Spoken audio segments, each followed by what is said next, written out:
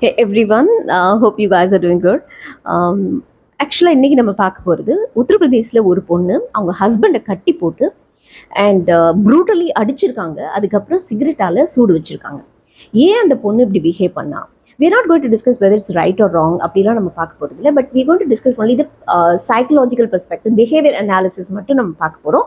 And in which way நமக்கு இதை எப்படி யூட்டிலைஸ் பண்ணிக்க முடியும், நம்மளோட ரிலேஷன்ஷிப்பில் நம்மளோட ஃபேமிலி மெம்பர்ஸ் கிட்டே இதை நம்ம எப்படி அப்ளை பண்ண முடியும், என்ன மாதிரி லேர்னிங் இதுலேருந்து நம்ம எடுத்துக்கலாம். only that perspective we are going to discuss in this video. Let's get into the video now. My name is Shakti. I'm a counseling psychologist. Welcome to my channel.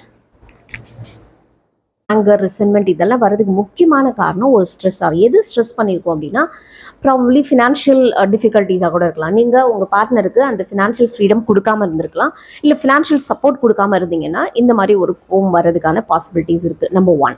அடுத்து control. அவங்க ஃபினான்ஷியலாக ஏதாவது அவங்க செலவு பண்ணாங்கன்னா ரொம்ப ஓவராக அவங்கள நீங்கள்